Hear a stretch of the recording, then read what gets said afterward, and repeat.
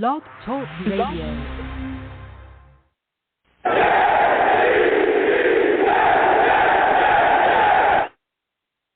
What's going on, folks? It's your boy Long Beach Joe, and I am back at it again.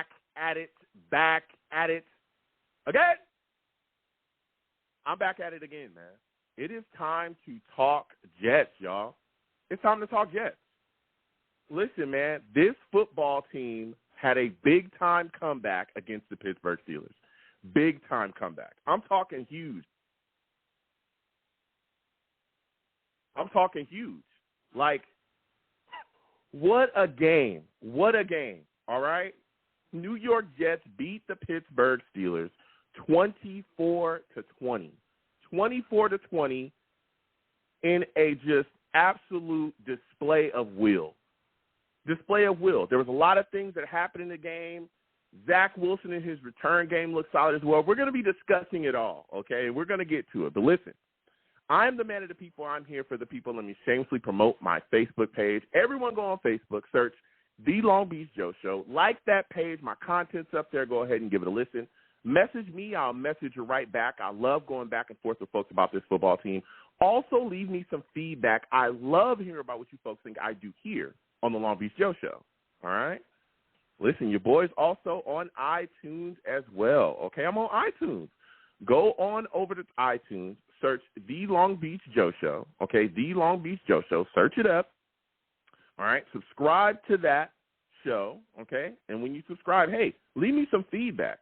Let me know what you folks think about what I'm doing here on my show. And I want to thank everybody that does that, man. I truly appreciate it. I really, really do. You know, everybody comes on by, lets me know what they think about what I'm doing over here on the show, and I just read those, and it's nice. You know, so I want to thank everybody that does do that. It is great to see. I'm also on Twitter as well, at The Long Beach Joe, at The Long Beach Joe on Twitter. So go ahead and follow. I'll follow you right back. We can go back and forth. All right, love going back and forth. And if you want to see the show itself live, okay, for those of you that don't know, maybe you listen to me on Blog Talk, you know what I mean, which is wonderful. You know, Blog Talk, .com/Long Beach Joe. All right, I'm on there too. I'm on Blog Talk Radio. If you want to watch the show live, you know what I'm saying? If you want to watch your boy live, do this live show, hang out with the Savages, guess what? You can come on over to YouTube, okay? Come on over to YouTube, type in Long Beach Joe Jets on YouTube, okay? Type that in, hit that subscription button, hit that notification bell so when I post content, you folks will be in the know. You know what I'm saying? There's a lot of people that be saying, hey, Joe, we enjoy listening to you, but we didn't know that you look so good. I say, whoa, you know, I'm not, a cocky guy. You know, I'm not arrogant, but thank you. You know, a lot of people saying, hey, Joe, you're looking good. Thank you, you know. So salutes to everybody. And again, salutes to all my Savages in the chat. For those of you that do not know, I call my chat the Savages. Why?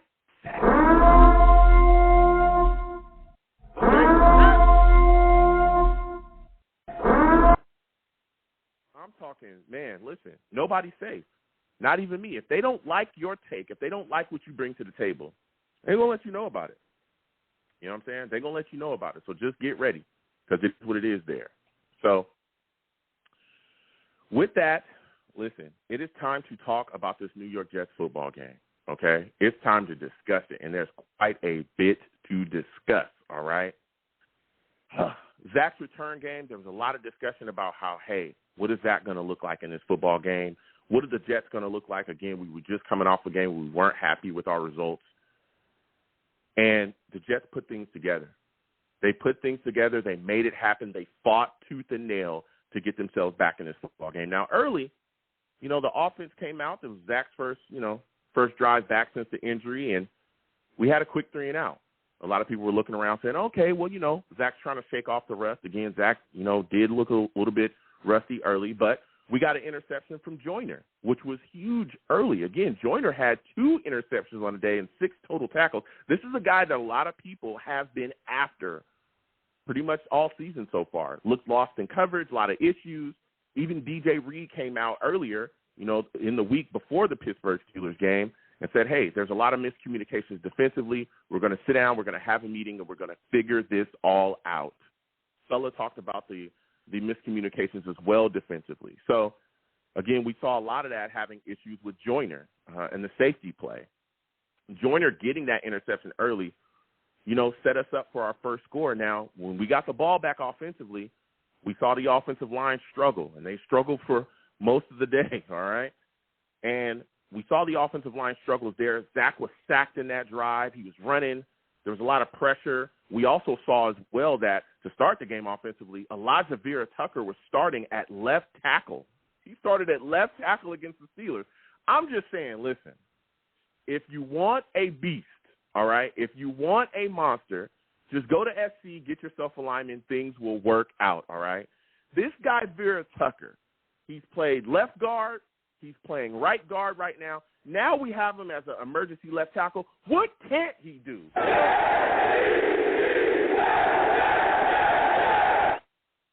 I'm just saying, what can't this young guy do? But, again, we saw the offensive line struggles, particularly on the interior.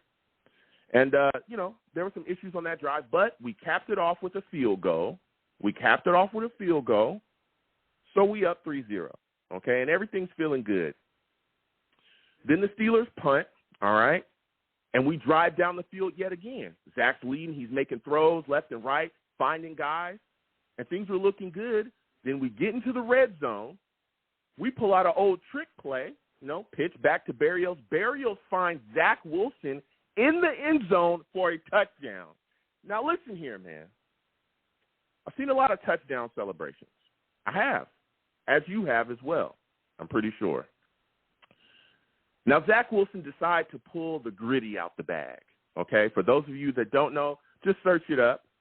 There's a lot of people doing the gritty around the NFL. I've seen some good gritties.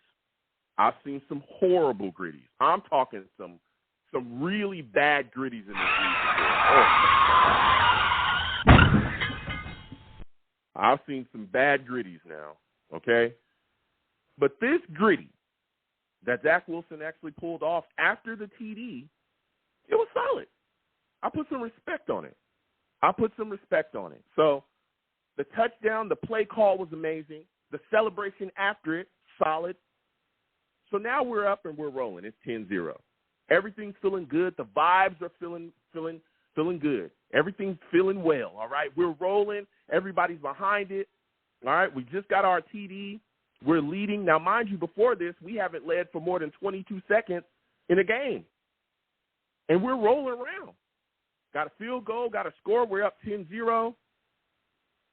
Then the Steelers continue to drive down on their next drive.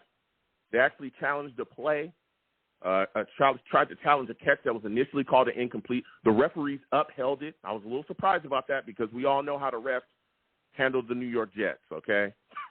They tend to screw us over. All right, I'm going to keep it real, okay? But they upheld the incomplete catch, and the defense, particularly the pass rush early in this game, was very solid. Quentin Williams gets a sack on that drive. We also saw Carl Lawson harassing people all day. He actually had a sack on the day. Jermaine Johnson also was handling business, too. He got himself a sack on the day. So the Jets' pass rush were just all over it. We were able to hold them on that drive. They ended up kicking a 51-yard field goal, making it 10-3. So at this point, I'm like, all right, cool. We up 10-3. Everything's rolling. Everything's looking good. And then right before the half, things kind of started to go awry, all right? Right before the half. We're trying to move the ball down right before the half on a drive. The offensive line is just struggling. Zach is running for his life. He's trying to throw the ball away in awkward angles. He's getting hit. He's moving around. And then Zach drops back and throws an interception right before the half. And I just screamed because that was a drive killer. Because at that point, we were in pretty decent range where we could have possibly got a field goal out of that drive. And if we get a field goal at that point, it's then 13-3, Jets going into the half. Wow, that would have been big. We gave the ball back to the Steelers. Trubisky, who was their quarterback at the time, Trubisky actually on the day was 7-13, 84 yards, and he had an interception. Trubisky comes out, driving back down. He throws a pick to Whitehead. And I'm thinking, yes, they made a mistake. We made a mistake, but they made a mistake as well. We're good to go. All right, we're going to take this to the half. Then out of nowhere, they say, there's a flag on the play. Carl Lawson is called for roughing the passer. 15-yard penalty. Steelers get the first down, and they're able to continue their drive. Now, again, we've talked about this time and time again with the New York Jets, the penalties extending opponents' drives, killing us. All the things that we talked about, the interception started before the half, the penalty, extended drive, it just all seemed to start to bring back the bad vibes, the things that we did not want to have happen, the bad Jets that we've seen, the bad plays, all that stuff. That's what started to come back. Actually ended up capping that drive off with a field goal. So now it's 10-6. We go into the half. And I'm like, all right, maybe we'll clean things up. We'll come out of the half. We'll come out after the half. We'll clean things up. It'll be all right. Man, we come out in the third quarter, and, boy, the Jets' offense was struggling in the third. We punted early. The Pittsburgh Steelers sat down Mitch Trubisky. They were not happy about his performance in the first half, sat him down, decided to bring in their young kid, their young quarterback, Kenny Pickett. And right when I saw Pickett step on that field, I said, oh, man. Flashback to watching rookie quarterbacks come in mid-game and torch us were just swirling through my head. Baker Mayfield did it, right? We all watched that game some time ago against the Browns. We sat down. Their starter, Tyrod, Mayfield came in and cooked us. We've had this happen to us before. So I looked up and I said, please don't let this happen to us again. Please. Let's do what we got to do, continue to take care of business. It was ugly before the half, but let's continue to roll. Offense came out, struggled. We actually ended up punting. Pickett drops back. Steelers trying to drive down the field. Pickett drops back. He's looking around. He throws an interception to Whitehead. Now, again, we talked about this upgraded safety play. Hey, we need to communicate better. Safeties need to get involved. Joyner and Whitehead played very well in this football game. Whitehead ended the game with 2 total tackles and an interception. Safety play made a huge difference here. That interception was big for us because it was like, okay, we can rebound. We got things going. Then Zach comes out. We're trying to drive down the field. He looks across. Throws the ball to Conklin. It was high. Conklin's hands. Interception to Minkah Fitzpatrick. Now, Minkah did return it, and it looked like Minkah had returned it for a TD. We challenged the play, and guess what? It was taken away. TD's taken off the board because Minkah actually stepped out of bounds on that. The Steelers ended up with that drive, though. They did end up scoring a touchdown because Pickett ran it in. So now it's 10-13, Steelers. So now we're just like, oh, man, things are looking ugly. Offense is not going nowhere. We couldn't get the run game going. It was just nothing was working. The offensive line was in shambles. We're just sitting back. What's going on? Then the Steelers, again, get another touchdown. Pickett scrambles in for another TD or another one of their drives. Now it's 10-20. 10-20, man. And it felt like 31-3. It felt like all the things we had talked about, everything that we had saw, all the implosions that we had seen this season, it was just going to happen again. And we were going to lose again the same way. That's how it felt. But then Zach Wilson said, no, I have answers. I'm going to fight. Zach Wilson answers on the next drive. And, again, there was penalties throughout that drive as well. We saw Carter with a false start that costed us. McDermott as well costed us as well with a penalty. Now, McDermott was on the field because Max Mitchell, which we now know, had an injury, which is now a dislocated knee. We'll see when he comes back. They're saying it's not season-ending, but he's going to definitely have some time on the sideline, spend some time on the sideline with that injury. But Zach Wilson was able to drive down the field and find Corey Davis for a 5-yard touchdown. Now, keep in mind, Corey Davis made some big boy catches in this game. We've been on top of Corey Davis all season long about the drops, about all kinds of stuff. Against the Steelers, he had 5 catches, 74 yards, and a touchdown. That man put on. When Zach Wilson needed him to be there, he stepped up and handled business. Now it's 17-20 Steelers, but we're in the building. We've got a chance. We've got a chance. Kick the ball off to the Steelers. They're trying to drive down. The defense comes up big again. Michael Carter with an interception. This is a guy that's shown a lot of promise.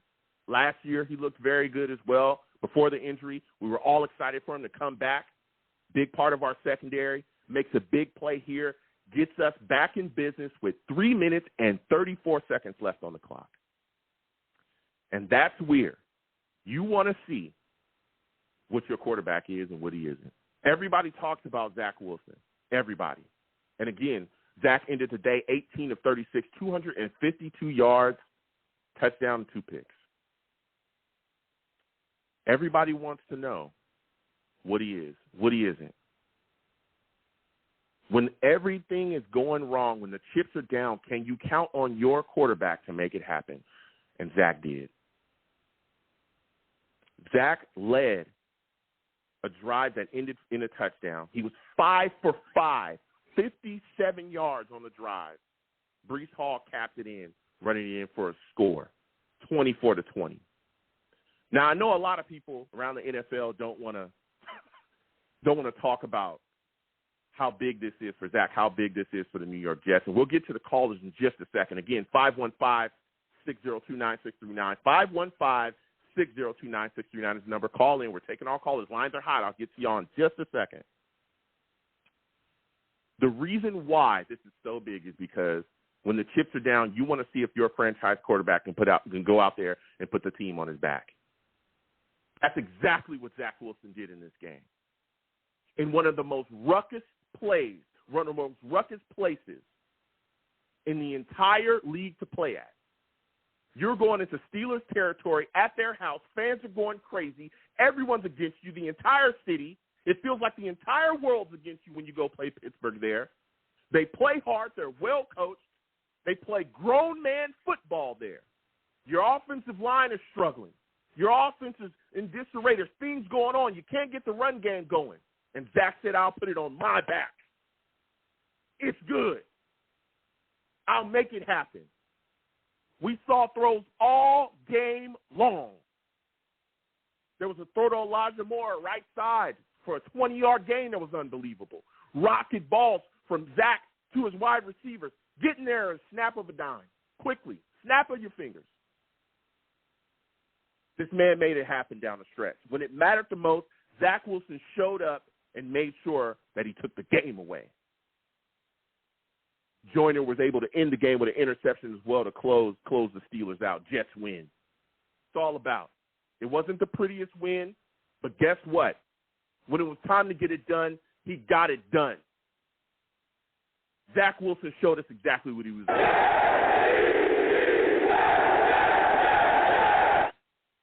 Now it's time to get to these callers, man, because I want to hear from the people. I want to hear from you. I want to hear from you about Zach's performance. I want to get your thoughts on the defense as well, the offense too. 515-602-9639. 515-602-9639 is the number. Call in. I'm taking all callers. Also, wherever you're watching me from, please give the stream a thumbs up, okay? Please subscribe to the stream if you have not subscribed. And also, hit that notification bell so when I post content, you folks can be in the know. If you want to give to the stream, all right, the super chat's there. If not, the Cash App is at the bottom of the screen, man. I want to hear from the people. Let's get to these lines. Again, 515-602-9639. 515-602-9639 is the number. Call in. We're taking all callers. First caller I'm going to, Ted, I'm coming directly to you. For those of you that do not know, this man, Ted, oh, he's a savage.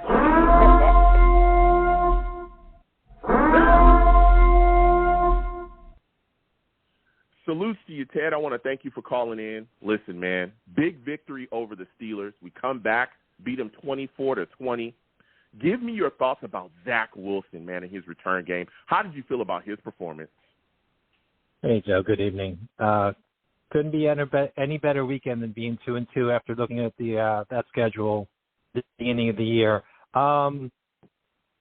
It was beginning. Of course, he's coming off an injury. The offensive line has not been playing great.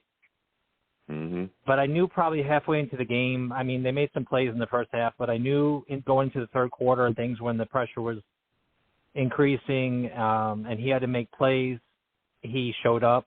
He had the poise. He has the confidence. He has the playmaking ability, the arm. I was really impressed, too, with the offensive line, not to jump too far ahead, but the offensive line in the fourth quarter especially. The makeshift, you talked about Elijah Vera-Tucker and some of these other players that had to shift positions.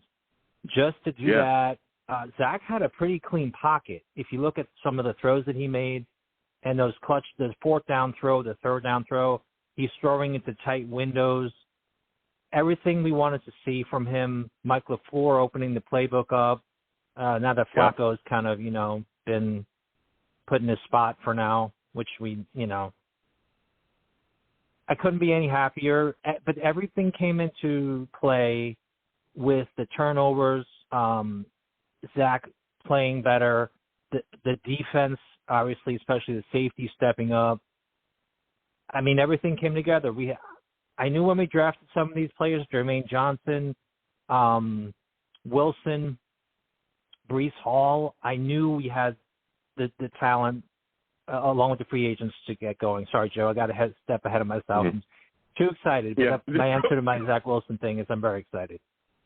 No, listen, I hear you, and I'm right there with you. And again, first, thank you for calling in, Ted.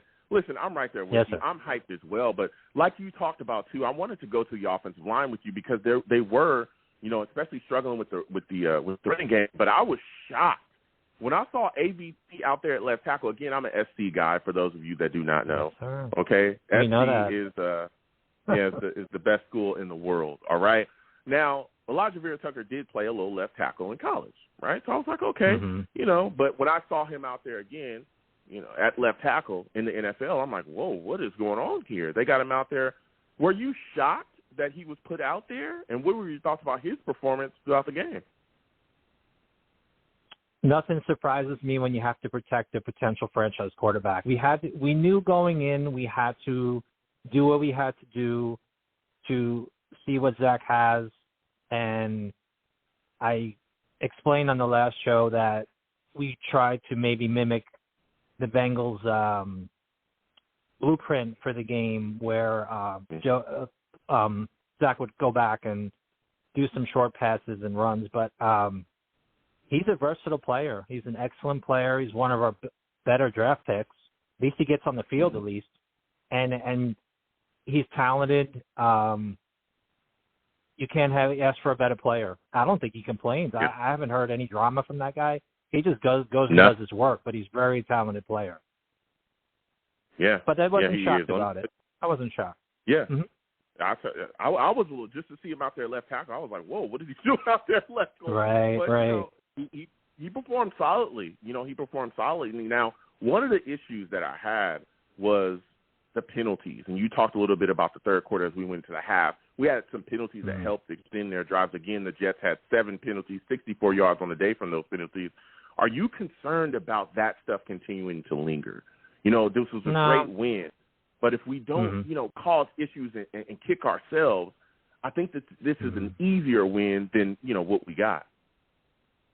Well, Lawson's hit was a tiny bit late. It wasn't egregious as far as I was concerned. I mean, they're playing at full speed. Mosley had a late hit too, maybe a second too late. But I can't fault these guys. This defense stepped up. The safeties, Jermaine Johnson, you name it, Quinnen. Forget it. I mean, Sauce, you don't even have to mention Sauce. Carter with a pick. I mean, just every player, not every player maybe, but most of these players bought in, even when we were down. Everyone came together, and the effort was there. So enough of the Salah, and can't coach, and Mike LaFleur can't coach. I mean, we have a core. We have a young group of players with some veterans, and we got to see what happens now, because I'll throw this out there. If we beat the Dolphins, the Packers are right for the pickoff, because they're not that good. They have a good defense, but they have mediocre wide receivers. So okay, they're going to struggle. They struggle against the Patriots. They struggled against the Patriots. The Patriots took them to overtime. And with a third-string quarterback. So I don't want to get too far ahead. But let's see what happens with the Dolphins. It's going to be an interesting game, of course, with their weapons. But they're playing a backup quarterback, too. So if that can kind of develop and we kind of put it together, just keep going forward, maybe win a home game. Steve, Joe, I don't mean to take your show over. I'll let you know. Listen, I hear the you're excited, and I'm excited about it as well. Now that's going to be my next question and my final question for you. You're talking about this upcoming game against the Dolphins. With Tua out, Bridgewater starting, do you think our pass rush will be able to get after them? I think you're going to see yes, and I think they're going to have to, and I think you're going to see a mixture of zone and zone coverage, because we don't want to get burned deep all the time with those kind of weapons that we would have to cover. I think I wouldn't put Sauce on an island. Maybe occasionally he could be, but I wouldn't put him on an island for that long against that kind of player, Tyreek Hill. I don't think anyone can cover that guy. So I think the pass rush has to step up. Maybe we'll blitz him a little. A little more of Huff and Jermaine Johnson, maybe, and then maybe we mix it up with some, rushing 3 and dropping 8. Just see what a little more zone, and just let them get the short passes, and get don't get burned by the big play, because they lit up Baltimore for 40 something. Keep it, and just kind of eat the clock a little more running game. Breece Hall was excellent last game. Catching and running, and he's just getting his feet wet. I think that's the guy that potentially could be just elevate the team if he's the bell cow.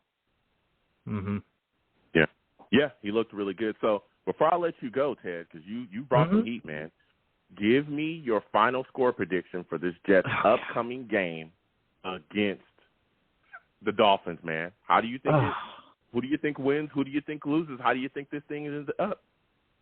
Well, I just explained it. We need to just mix up the coverages, play maybe rush 3 at times, maybe rush 6 at times, fluster Bridgewater, don't get burned by the deep ball.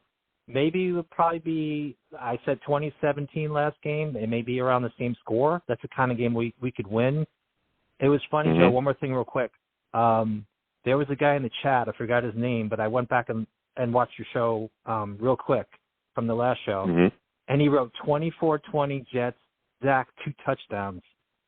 And I went, oh, my God. You want to talk about a clairvoyant? I'm like, what the heck? So 2017, and Zach Wilson going to – oh, yeah, of course. Okay. All right. Hold on. Okay. All right, go ahead. And Joe, real quick, sorry, Joe. The thing that Zach Wilson said in the huddle before the last drive, I won't say it on your show, but that's a leader right there. He put in everything, he used some colorful language too, which is great. Yeah, he did. He told him basically, hey, let's go score this touchdown, Yeah. It's a family show. We'll not curse on your show, Joe. We'll not curse on your show. Respect you too much. Yep. Absolutely. All right, you have a good one, Ted. I got to slide off. I got some calls. You have a great day. You too, Joe. Thanks for letting me hang on. Right. Have a good one, Joe. Bye-bye. Absolutely. Listen, we're going to keep getting to these lines. Lines are hot. 515-602-9639. 515-602-9639 is the number. Call in. We're taking all callers again. When you get on the lines, please be patient, okay? Please be patient. Lines are hot. We'll get to everybody, I promise. And salutes to all the savages in the chat letting me know what's going on out here. You know what I'm saying? I respect y'all. We're going to keep getting to the lines again. 515-602-9639. 515-602-9639 is the number. Call in. Next, I'm going to 845. 845, you're looking like a new caller. Give me your name. Whoa. You need to clean up your line, my friend. We'll come back to you in a minute. Make sure your lines are good to go. I don't need all the background noise sounding all crazy. You know what I'm saying? With the Sesame Street phone. Louise. Next, we're going to my guy, Jason. Jason, I'm coming directly to you. Salutes to you, Jason. I want to thank you for calling in. Listen, Jason, it is time to talk, man. It is time to talk.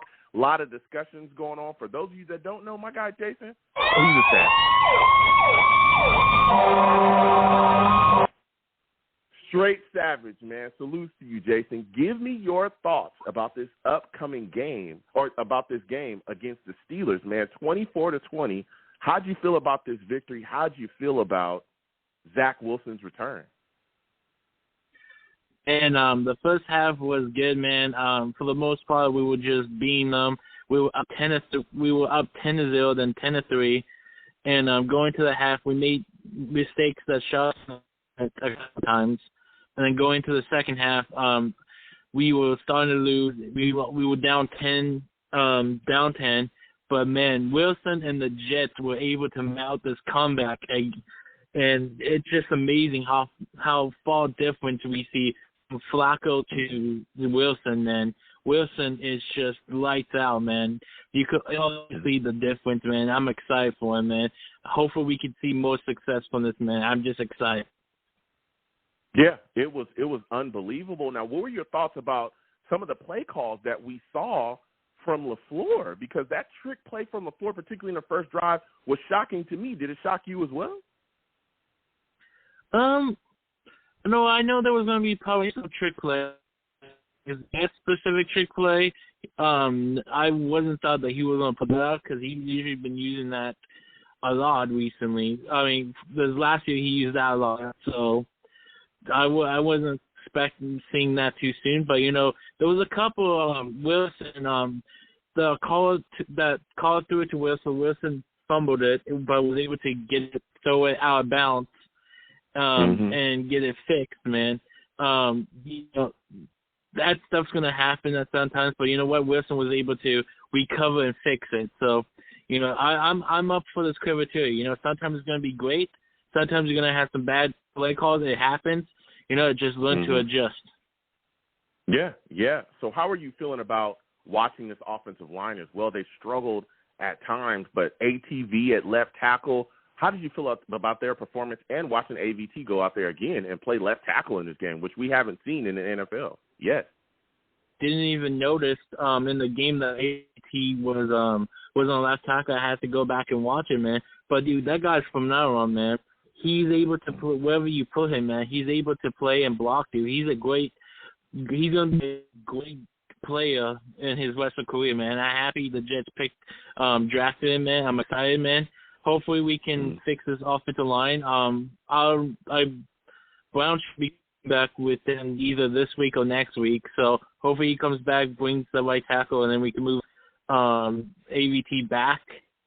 But I feel confident with Wilson's ability to get out of the pocket that we should be fine. Yeah. Hopefully we can get him protected again. Max Mitchell with that dislocated knee. We'll see what happens going forward. Again, Connor McDermott probably is going to be the guy that's going to fill out there at right tackle again. But there's other guys too that we have. We signed those, Rimmers and Abushi. So we got some guys there. Now, when you look at the Jets defense, man, pass rush showed up well. Safety play was good. But one of the things was Sauce. Sauce was phenomenal in this football game. How do you feel about that young guy showing up and really handling business on his end to shut a lot of those guys down on the Steelers? I'm excited, man. He was one of the reasons why Michael Carr was able to get that pick that led us win to a win, dude. This guy is phenomenal. He does get peed from time to time, but you know what? He's a rookie. I'm excited to see CBs go against these Dolphins wide receivers. They're going to be great. They're great receivers, so to see our talent against their talent, that's going to be a fun matchup to see. So I'm excited for this. For Sauce and all of them, man. They've been playing a great game. They got 4 picks against the Steelers, dude. That's quite amazing, in my opinion. But I just can't wait. Maybe we can get more doing this backup against Teddy Bridgewater. So now we're talking about this upcoming game against the Dolphins. Man, give me your thoughts about Sulla getting this team head on correctly. Do you think he'll be able to have this Jets team ready to go coming off of this big win against the Dolphins? I hope so, man. Again, like I said, dude, we shot ourselves in the foot with Lawson putting that foul. That gave them the 3 points. If they don't get that, the game was going to be tied, and we wouldn't be down by 3. But we just gotta locked up. We just gotta get us better, and we gotta be disciplined, And shout out to my man, Ace Davis, the wide receiver, man. He's coming out and actually clutching a couple of these throws, man. To make some great catches, man. Then he's actually showing what he's worth now, what we saw potential in him. Mhm. Yeah, I mean, listen, those guys are going out there and making plays. So my final question for you before I let you go, Jason, give me your final score prediction, man. Who do you think wins? Who do you think loses? How do you think this game ends up, man? These two have some great defense, man. CBs, dude. I think it's gonna be a low-score game. I think it's gonna be a lot lower than the Steelers and the Jets. I think it's gonna be, let's see, 12-17 Jets. Oh, 12-17 Jets. That's what I'm talking about, baby. That's what I'm talking about.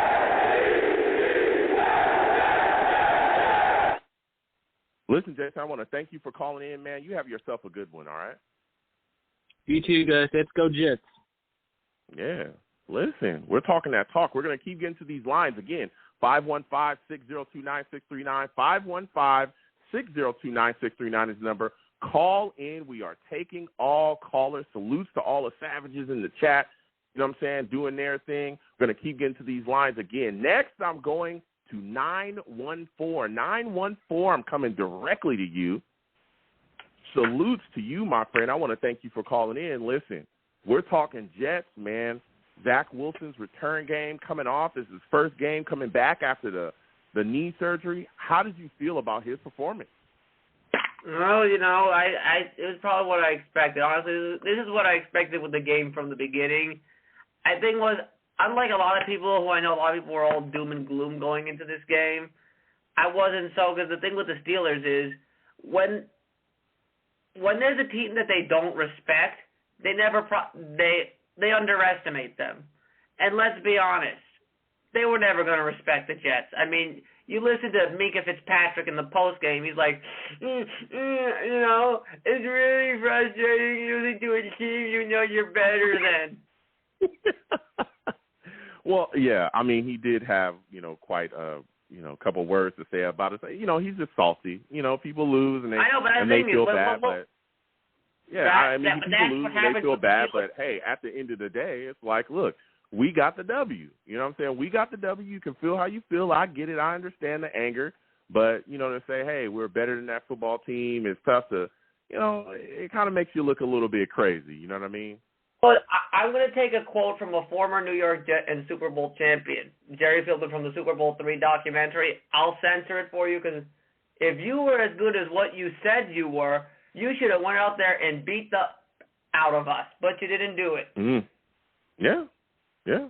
I mean, it is what it is. Now, I want to talk to you a little bit about this defense as well. What were your thoughts about our pass rush, man? Because they were getting after it early. Were you surprised that our pass rush finally showed up in this football game?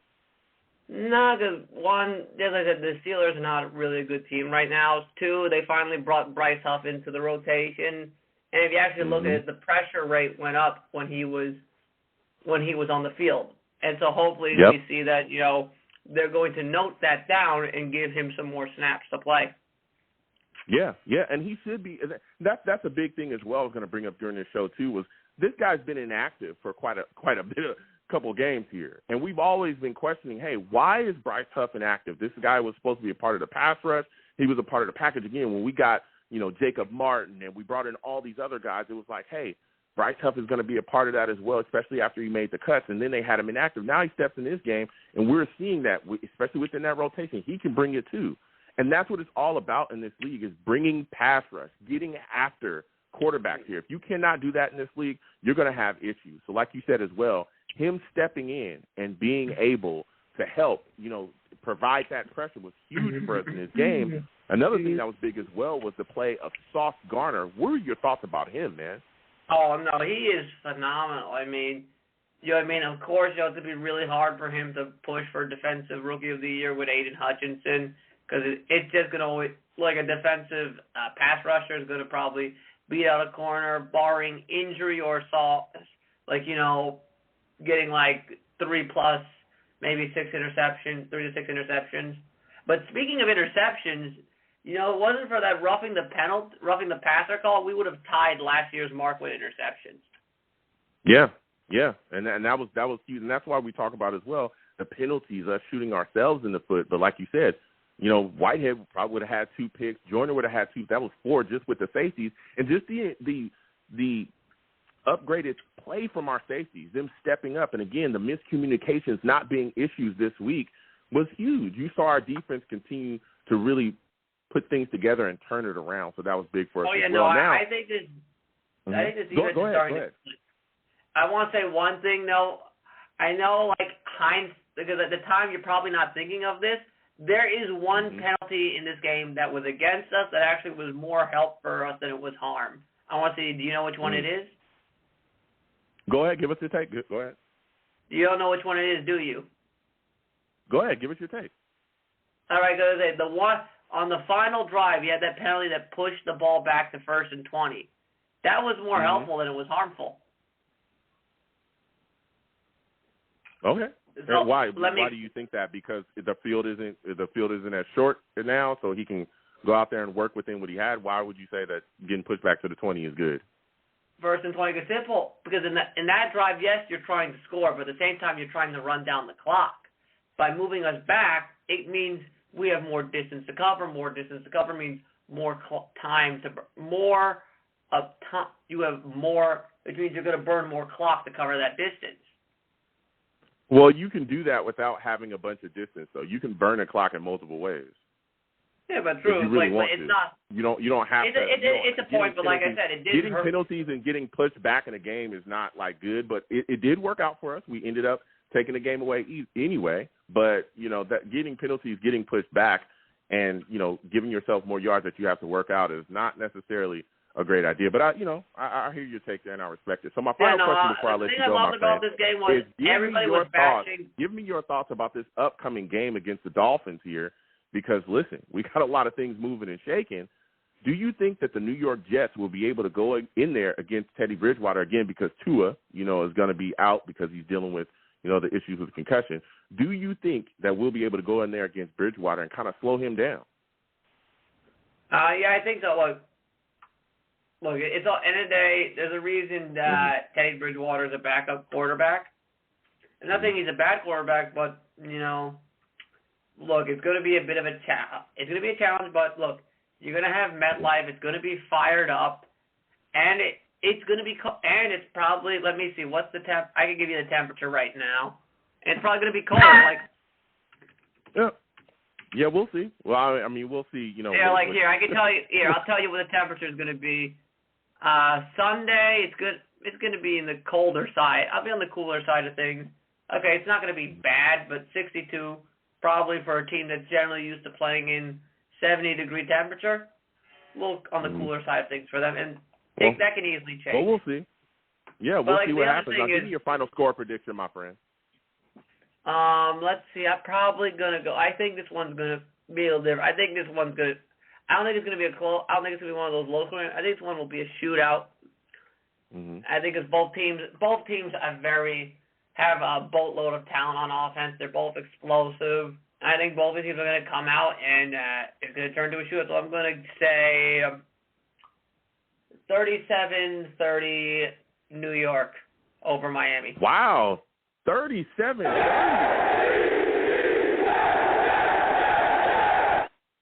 Whoa, 37-30. Wow.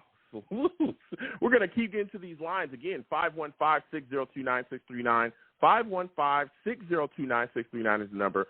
Call in. We're taking all callers. Next, I'm going to my guy Steve, man. We're going directly to Steve, bro. Listen, Steve knows what he's talking about when it comes to these Jets. Salutes to you, Steve. We've had some takes. We've had people say that, getting pushed back in penalties is good and all this other stuff. Give me your thoughts about this game against the Pittsburgh Steelers. How did you feel about Zach in his return game, man? What were your thoughts about his performance? Hey, Joe. Well, first off, once again, thank you for having me on your show, man. I always love talking to you. You know something, Joe? I got to just tell you something right now. Going into this game, I was a little bit nervous about going into this game. I mean, I'm going back and forth in my place with cooking food and looking at the TV because my little brother and I had friends over. Remember, I told you last show, Friday, my little brother and a bunch of his friends, we all watched the game together because my brother's a Steelers fan and one of his friends was a Jets fan as well. So we all watched the game together. The thing about Zach Wilson was when he said a couple of things. Well, before he said, you know what, because he became the first ever Jets quarterback to ever catch a touchdown. And the other thing was when he said on the drive, he said, no, we're going to win this game. And Bryce Hall says that Zach's got you know what. And let me just tell you something. Zach, I know at times did look rusty in the first few quarters. That fourth quarter that he played was absolutely phenomenal. 10 of 12, 128 yards. He threw a touchdown. Bryce Hall then ran in the touchdown. But I'm going to tell you something right now what helped us win that game. Listen, I got to be honest, Joe. When Kenny Pickett came into the game, after when we went 3 and out, and Pittsburgh ended up muffing the punt, and honestly, we should have recovered that fumble. That's something the Jets do need to work on. But when Kenny Pickett came into the game, I got to be very honest, I was really nervous, Gabe, because it reminded me of the Baker Mayfield situation back in 2018. I'm like, oh no, this cannot happen again. And luckily it didn't, and we were able to get the win, and I was so happy. So, Joe? Yeah, I mean, look, I'll tell you what. This was, like you said as well, and I talked about that earlier, that I was I was a little worried, okay, because we've seen us get cooked before by rookie quarterbacks coming in after we've knocked out their starter. We've seen that before. But watching the New York Jets, be able to deal with some things. Again, there was big issues, especially going into the half with, the penalty. We gave them a field goal and, all these issues, especially coming out after the half with our offense. But Zach Wilson and this offense found a way. Zach Wilson primarily found a way, all right, because our running game wasn't clicking like we all thought it could be or should be. Things were not going well. Zach put the team on his back, and when it mattered the most down the stretch, when that game went in drive to take it away, he was 5 for 5, 50, I think it was 57 yards, and we got points at the end of that drive. He did what it took to win, and that's all that's important there because that matters the most when you talk about a young quarterback, figuring out what a young quarterback's going to be, man. Can this guy get it done when all the chips are down? All the greats, everybody that we talk about in this league, all these young QBs, all these guys that are ascending, those are the things that we see them do consistently. Josh Allen's done it. We've seen Kyler Murray do it. We've seen all these guys do that. So if we're hoping to see Zach, again, continue to ascend to be like those guys are, then he really put something together. Go ahead, Steve. Joe, let me ask you this quick question. What was your favorite moment of the game? My favorite moment of the game was that touchdown that was ran in by Bryce to put us up. That was my favorite moment of the game, man. So let me tell you something. Joe, I got to tell you something right now. I don't know how these referees honestly ref these games today. I don't know how they did not see it was a touchdown. I understand there was a bunch of pile-up on players, but my biggest worry was at first that Bryce Hall fumbled the ball. But then when I saw the replay, I was saying to myself, oh, my God, that is a touchdown. That is a touchdown. And then what happened was they let the play go under review, and then the refs realized, oh, we made a mistake. It is a touchdown. But I thought another one of the best moments of the game, Joe, besides that, was way before Bryce Hall's touchdown. The coverage that Sauce Gardner had on Pat Freiermuth when Pickett should have never, ever thrown that ball that he did. But apparently, according to what happened after when the game was over that day, apparently I found this out from the Steelers website, they said that they had to go, what was the play called? And let me tell you something. We also won that game because their offensive coordinator coached a bad game. What was his name? Matt Canada, who's a terrible offensive coordinator for the Steelers. Hold on a second. I don't think. Listen, people can say whatever they want to say. I will take it. At the end of the day, this Jets defense stepped up and we played well. I don't think it was. You can say it was coached a bad game, whatever. Our pass rush put pressure on Trubisky, particularly in the first, and we handled business. That's what I think really got us the W. I understand people want to talk about, coaching on their end and all that stuff, but look, we handled business and we got after those guys. So my next question for you, Steve, man, now I want to talk to you about this upcoming game against the Dolphins. Give me your thoughts, man. We're going up against Tyreek, Jalen Waddle. How do you think our secondary will fare against those guys? Well, first thing is first, before we say anything about this, I've said this before the last couple of times. As much as we hate the Dolphins and as much as they are one of our biggest divisional rivals, first off, I just want to send out prayers for Tua, because, listen, I felt really bad for him of what he went through. And, and let me tell you something. The Dolphins have had a roller coaster up and down, like, off season and going into this season, because they've been a team that's been spoken a lot about throughout this league this year, with the whole thing with the Tyreek Hill thing and then with their owner getting suspended. But let me tell you something. I just want to send out my thoughts and prayers for Tua. That's the first thing I want to do.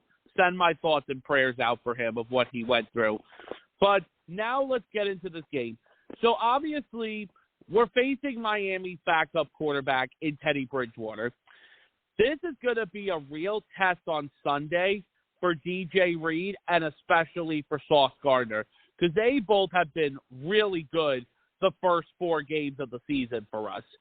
But now they're going up against 2 speedy receivers in Tyreek Hill and Jalen Waddle. And that's going to be one of the key things that they got to do is they got to maintain with both of them, because those 2 guys get open, forget about it. They have a chance. I mean, apparently they have a nickname of their team this year. The Dolphins are called the Legion of Zoom. When I mean by the Legion of Zoom is meaning that they have a fast offense.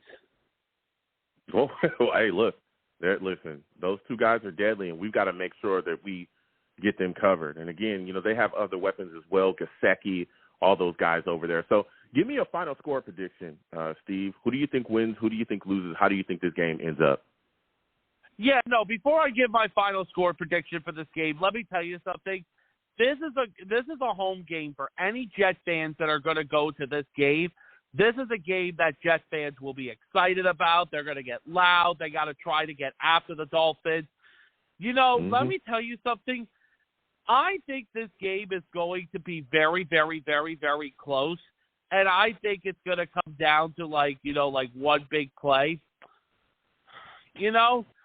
At first, before the season schedule came out with how the teams did look, I was going to give this game to the Dolphins. Now, obviously, with them having a backup quarterback, I mean, I'm not saying Teddy Bridgewater is terrible. I'm going to give the Jets, I'm going to go with a 24-17 win. 24-17 Jets? Yes. All right.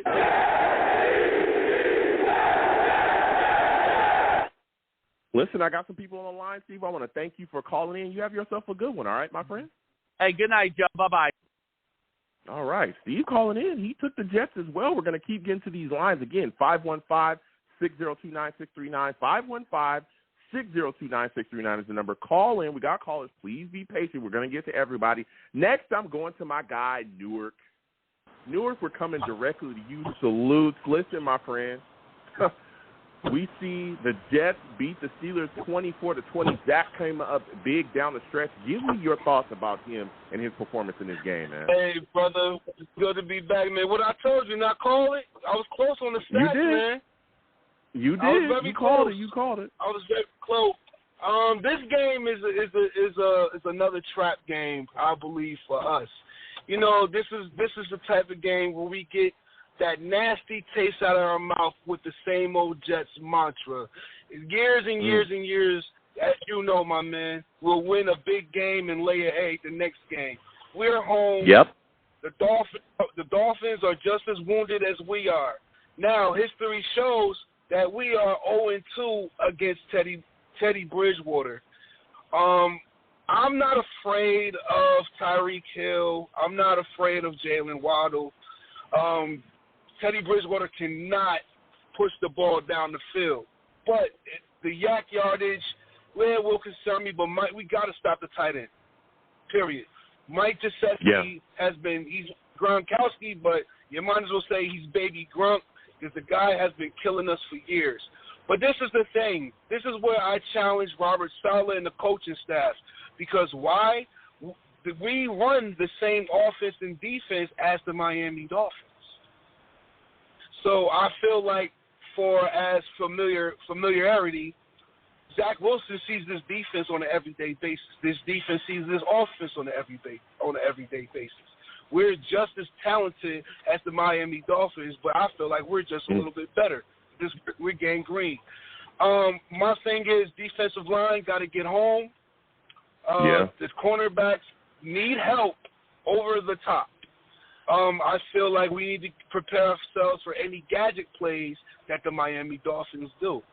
I'm predicting a 20-17 game. Greg, the leg is going to come through. And you're taking a Jets.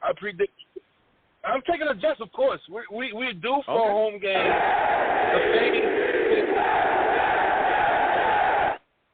The fans deserve a home game. The fans deserve it. You know, I want all the smoke. And we want to have a Miami Dolphins pack, as they say in Chicago. We want to have a Dolphins pack. Hold on, because that was right there. Hold on.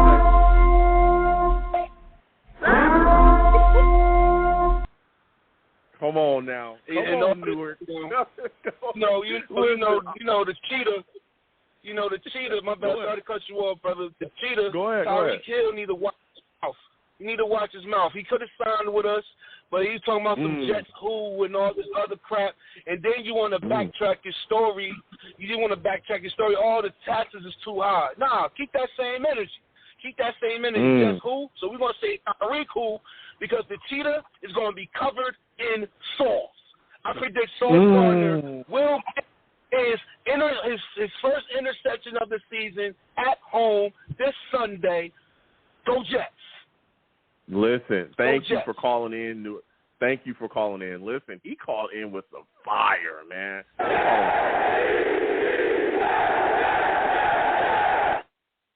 Woo! He said a Dolphins pack. I didn't say it. Newark did, you know? Listen, Jets fans fired up for this matchup after this big win. We'll keep getting to these lines. Again, 515-602-9639. 515-602-9639 is the number. Call in. We'll keep taking all callers. Salutes to everyone, especially my savages in the chat. Jennifer, salutes to you as well. She says, unleashing the Bryce. She says she wants to see Bryce get unleashed against the Dolphins. All right, let's get it. She also says we need to respect their receivers. Yeah, we do. All right, Tyreek, Waddle, we need to worry about those guys. Those guys can do business around here. Again, salute to everybody in the chat, keeping your boy informed as well as things are going on. Things are moving and shaking. Salutes to all of you with your takes. We'll get back to these lines again. 515-602-9639. 515-602-9639 is the number. Call in. Next, we're going to, it looks like a Sky caller. I think this is my guy, Val. Val, is this you, my friend? Joe, I'm back. Let's go. So, hold on. For those of you that do not know, my guy Val, he's a savage.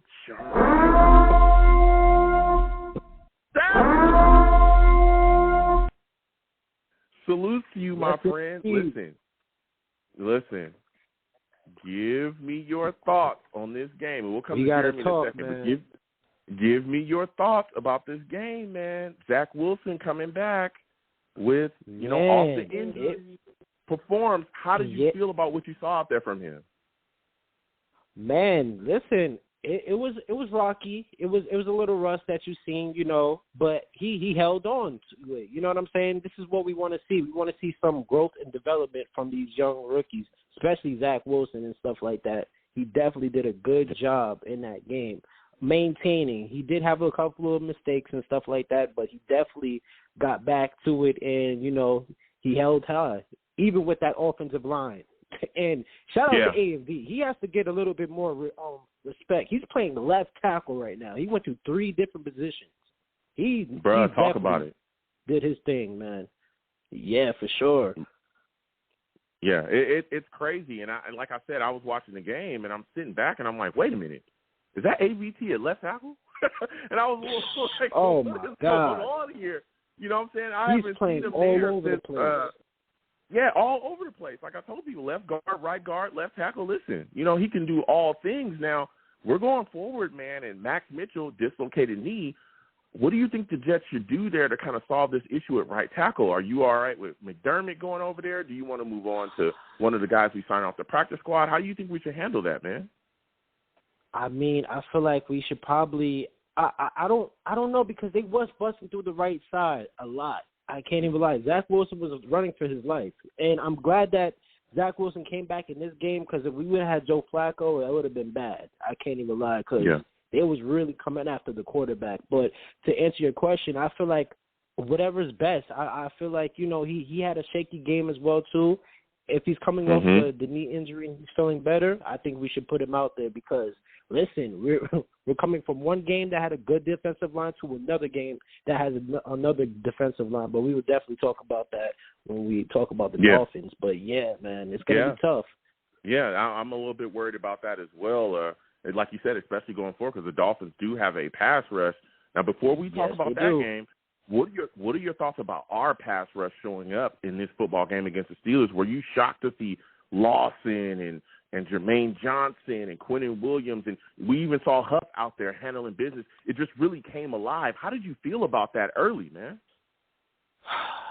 This feels like a breath of fresh air. We've been waiting for this for like 3, 4, 5, 6 years. I don't know, man. It's been a long time since Muhammad Wilkerson and Sheldon Richardson, around that time. That's the last time we had like a real pass rush that was solid. And we finally seen it. We just need to get to the quarterback more consistent. We did a good job. I need to see it a little bit more. But I'm loving to see how that the team is working, especially on the D-line. And Quentin Williams is really getting some help. Now he could actually focus on getting to the quarterback without getting double teamed. So now he can actually show up. So it's good, man. I love it. Yeah, it is. What are your thoughts about Sauce, man? That guy's a monster. And this is a young rookie that's really showing up and showing out. How do you feel about the way he played against Steelers? Man.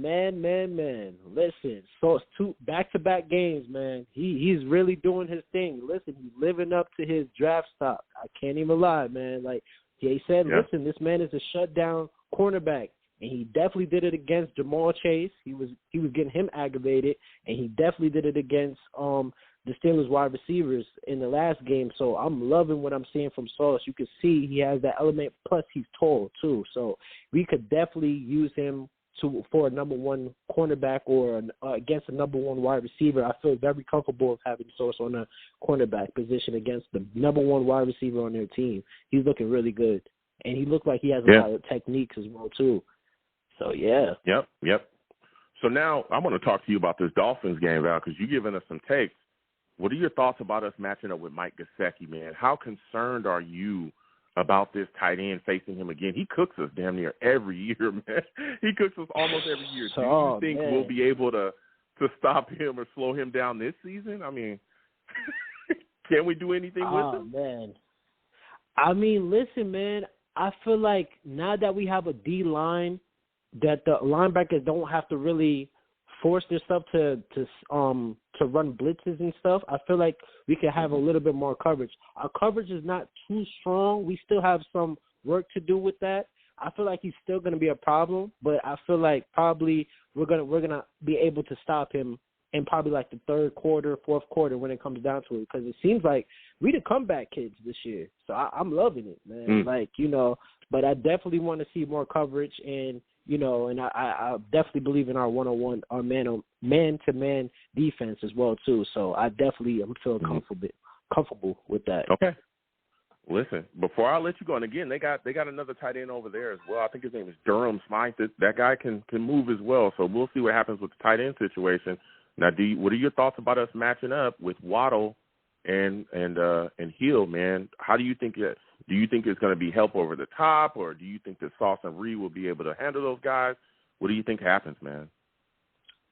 You know what I'm loving about this? We're going to see what type of cornerbacks we really have against this wide receiver core, man. Like, if they really do good, especially with the safety, because we did have some miscommunication, especially in the first game and a little bit of the second game as well, too.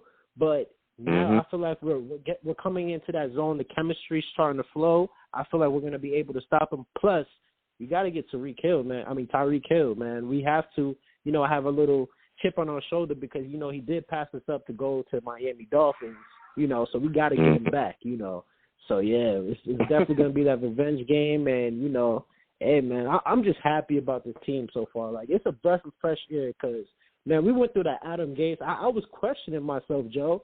I was really questioning myself. Am I really a Jets fan, man, with this Adam Gase team, man? Like, I'm just happy, you know what I'm saying, that we actually going into the right direction. And we have some young talent. Shout out to Jamal Adams as well, too, getting us those 2 picks. Shout out to Joe Douglas, too, for getting those finessing the Seahawks and stuff. And shout out to Gino, he's doing a little good, you know what I'm saying? But, hey, man, I'm loving it. And Garrett Wilson, I need to see Garrett Wilson as well, too. I'm sorry to bring this up, too. But Garrett Wilson, I need that the Browns, when he was playing against the Browns, I need that type of energy. We need that in this game as well, too. I need it to flow. And shout out to Elijah Moore. Yeah, Elijah. Elijah Moore, yeah. He definitely Yeah, Elijah Moore. Yeah, he definitely did good that last game as well, too. We needed to see more of him as well, too. Corey Davis definitely did his thing, and I'm loving it, man. Loving the game. Yeah. Big stuff. Listen, before I let you go, Val, give me your game prediction, man, your final game prediction. Who do you think wins? Who do you think loses? How do you think this game ends up? I got the Jets winning, and I got the Jets winning this game, and I got us probably winning 17-24. 17-24. Ooh.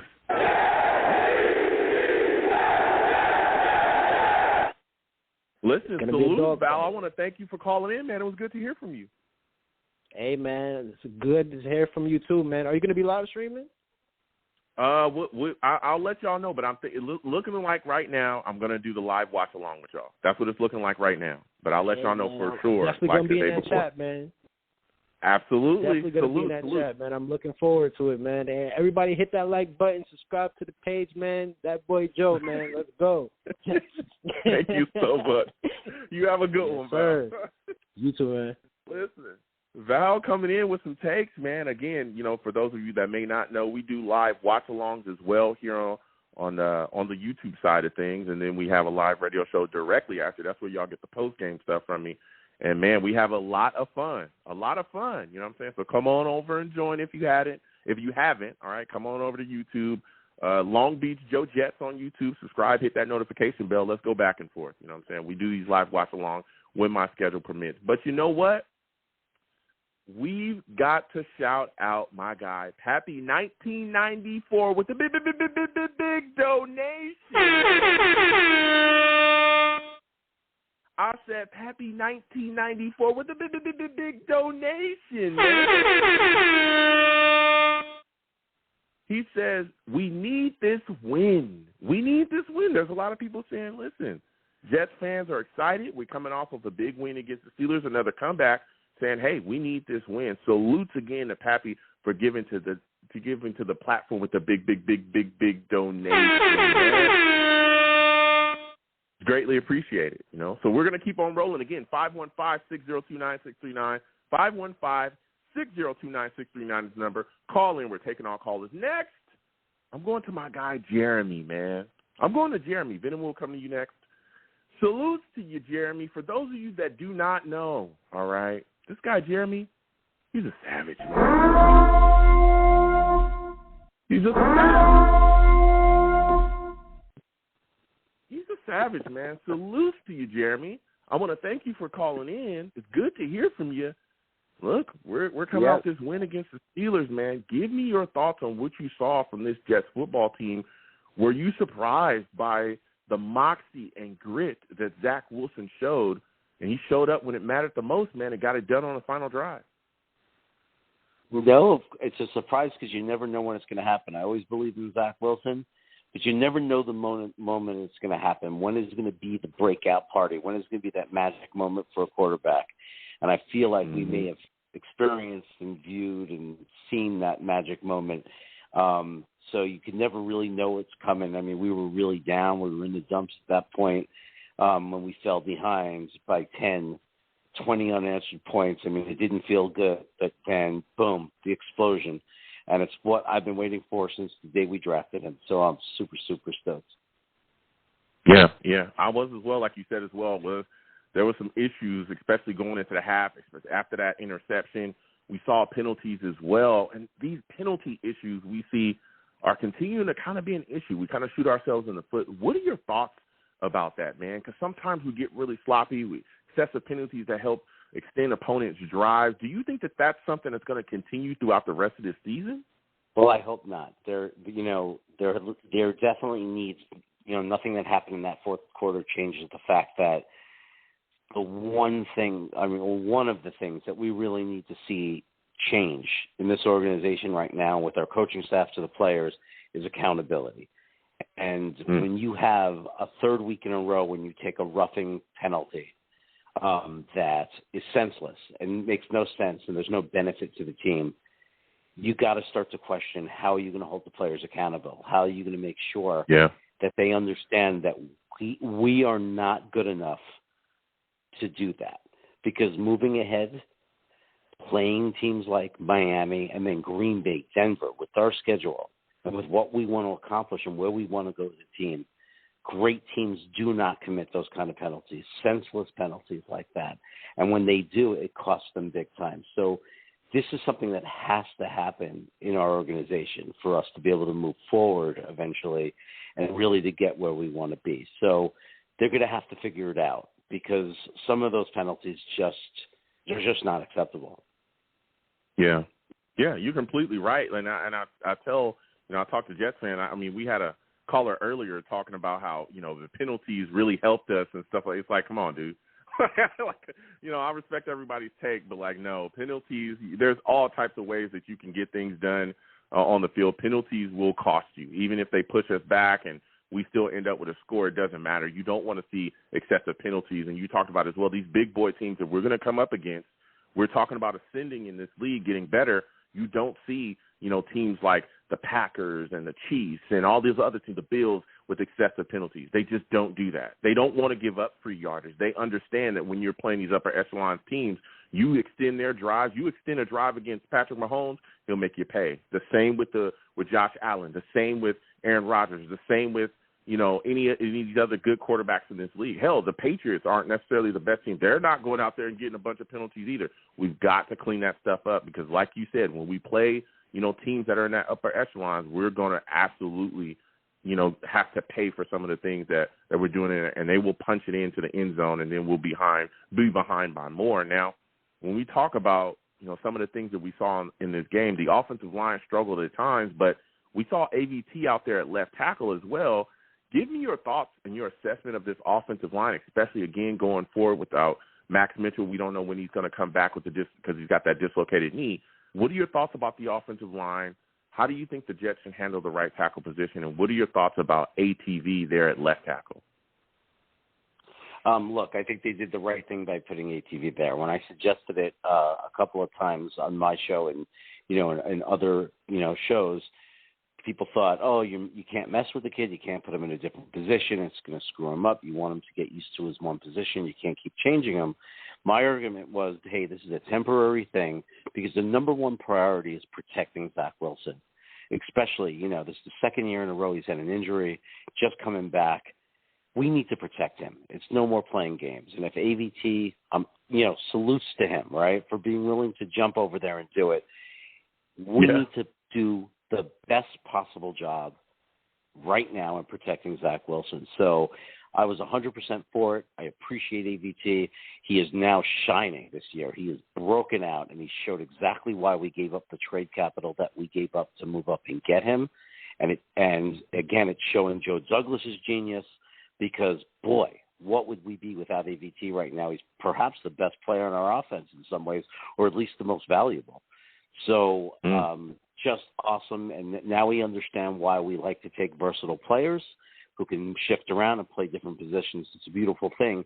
I think one of the things that's helping our line, even though we're torn up and beaten up and we're taking these injuries, is there is now, we paid the price last year for the first 5 games, but that system is in now, right? And the players that come into our team, it's not everybody learning a new system. It's whoever's stepping in. But McGovern and the guys that are there, AVT, the guys that are there week in and week out that are staying healthy, they know and understand this system and the scheme and the philosophy of what we do as an offense. And you could see for the 49ers when a system like this gets put in place, even when you start changing the players, it's like a next man up kind of thing. It's a strong, well-oiled machine, the system. So I'm starting to really believe in this zone blocking scheme that we have in place. And it's making me think that when we get healthy, we're only going to be that much stronger.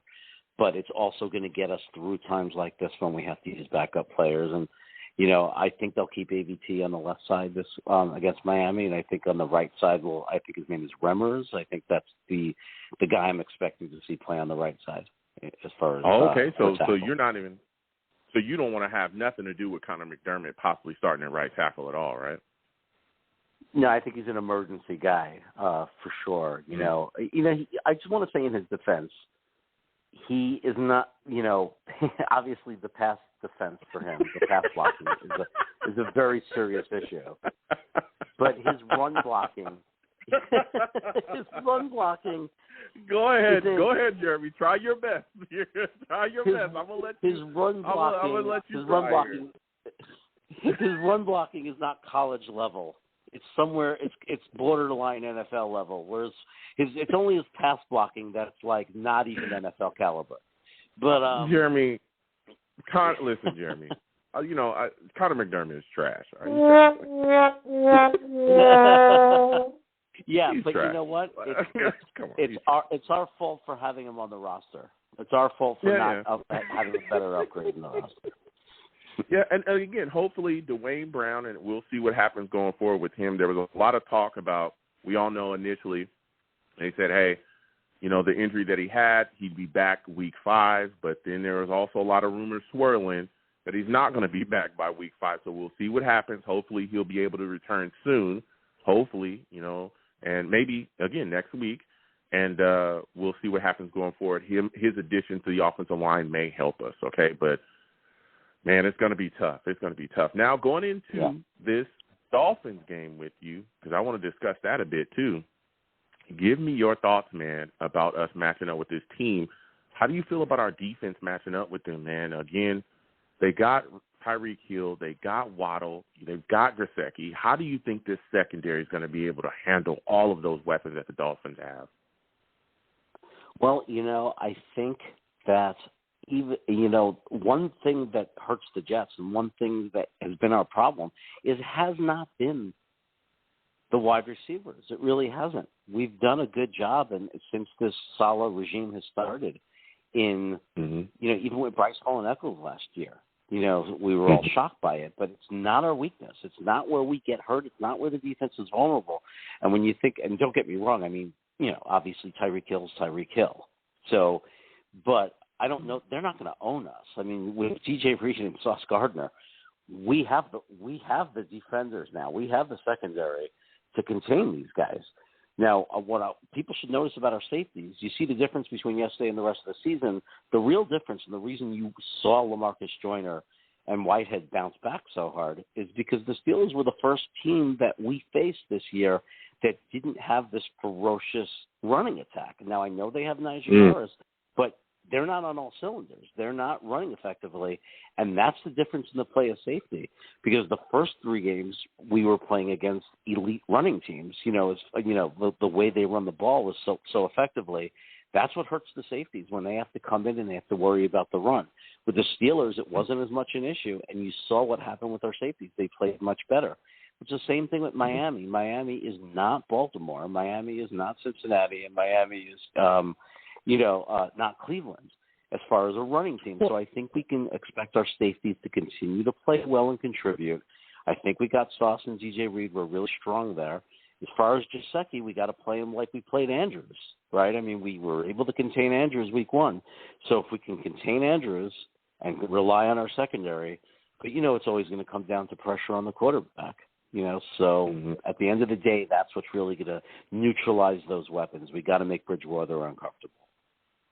Yeah, I think the big issue as well, going into us being able to come down into the run and handle the business there at safety was just the fact that there was a lot of miscommunications. I think offensively, defensively, with the safeties. I think that was the big issues. And again, DJ Reed even came out and said that they had cleaned that up. So I think that's a huge deal for us as well. But before I let you go, Jeremy, give me your final score prediction for this game, man. Who do you think wins? Who do you think loses? How do you think it ends up? 27-17, New York Jets.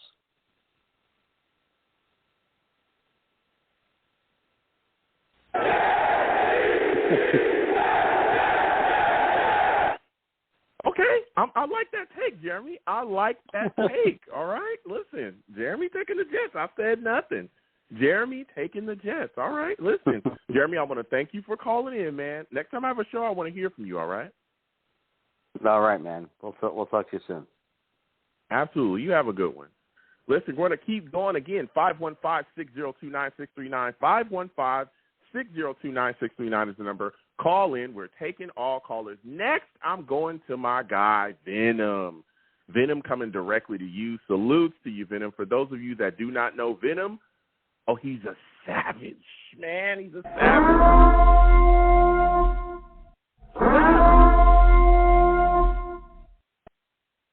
Salutes to you, Venom. I want to thank you for calling in. Listen, man, we just watched Zach Wilson go out there and handle business, okay? Give me your thoughts about his performance, man. Yeah, it was a good performance, Joe. I got to apologize to you, man. I got to apologize to you and Zach for going off last week. Yeah, Venom. Look, I respect everybody's take. You called in, you were furious.